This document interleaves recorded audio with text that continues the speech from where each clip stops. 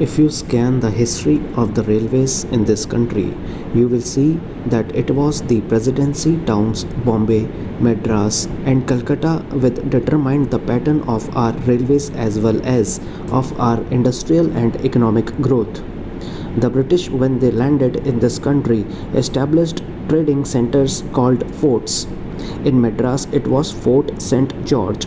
In Calcutta, it was Fort St. Williams, and in Bombay, it was merely a fort, and there was one in Surat also. It is these trading establishments which determine the pattern of government, the pattern of administration, and every other pattern of administration and every other pattern under the British regime. They constructed the railways, they established the industries, they located their armies with reference to these three presidency towns. This idea of the presidency towns determining the pattern of our social structure, industrial advancement, and the system of our railways still persists.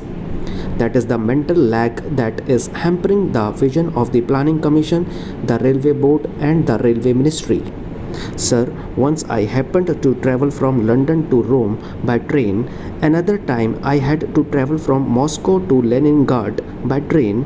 Now, where did I find on the continent of Europe lines of varying breadth? It is all a uniform gauge. So is it in Russia, it may be 6 feet there. In America, in every industrial advanced country, you find that the gauge is uniform. This very country which ruled us, namely the United Kingdom, had inside its border a uniform gauge, but they inflicted their systems of gauge on India. They thought that that would perpetuate what is called their domination, or in the negative sense that it would impede the industrial and economic growth of India. Secondly, it would make India always the customer and purchaser of lines and locomotives and rolling stock from the United Kingdom. In the old days, I am told it is the government which built the broad gauge line, and it is the private companies that took to this meter gauge and the narrow gauge. Though they may not have had the distinction of private and public sector in view then, it now appears that what the so-called public sector then did has been good, and what the private sector then did has been to our disadvantage. I would appeal to these agencies to introduce a uniform gauge throughout India. In this connection, it will be interesting to note the talk of the non-railway minister about the schools, primary schools, higher secondary schools, and high schools for the Indian Railways. If you examine the previous speech of the railway minister and also the working report of the railway board, you will find that the same figure is repeated every year. I have examined the figures and I find that this year only 16 schools have been added, out of which 13 are primary schools, 1 is a higher secondary school, and 2 are middle or high schools. Instead of saying that they have been able only to provide 13 primary schools or 1 or 2 more high schools or higher secondary schools, the same figures are repeated in the speeches.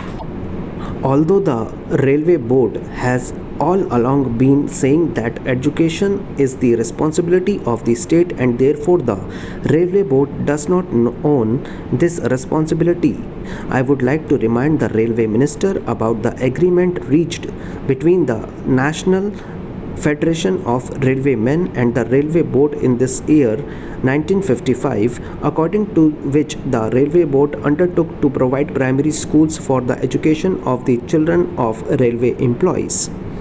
Sir, as I told you earlier, I had to say many things on the floor of this house, but I will conclude with only 1 or 2 more observations. I will first deal with the labor relations on the Indian Railways. I slightly differ from my honorable friend when he quoted me as saying that the permanent negotiating machinery has completely failed. It is a fact that this machinery is not functioning satisfactorily. At certain places it has failed. There is no doubt about it. But I would say in this house, most frankly, that at the board's level, this machinery has been working successfully. But this is not the position so far as the zonal railways are concerned. I do not say that in all the zonal railways it is so, but in certain zonal railways and in most of the divisions of these railways it has failed. I was expecting that the railway minister would examine the working of this machinery in all the railways. What is the greatest defect in this machinery? This machinery suffers to the extent that at the board level, if there is difference of opinion between the railway board and the railway labor, no arbitration machinery is provided to settle the disputes. The provision in this machinery is that as and when an occasion arises, an ad hoc tribunal would be set up by government. May I, Madam, draw the attention of the Honorable Minister to an important committee set up by the Government of India in 1958 under the chairmanship of Mr.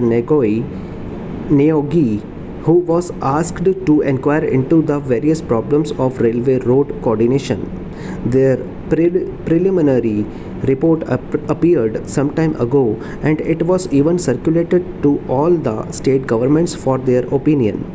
But to my regret, I have to say that the work of this committee has been very much hindered as a result of the indifference and, may I say, callous negligence on the part of the state governments as well as on the part of the ministry concerned in taking up this question and in pursuing it so that we may be able to have a clear and comprehensive picture of the transport situation in the country. Now, railway transport, like any other mode of transport, is suffering under a major handicap.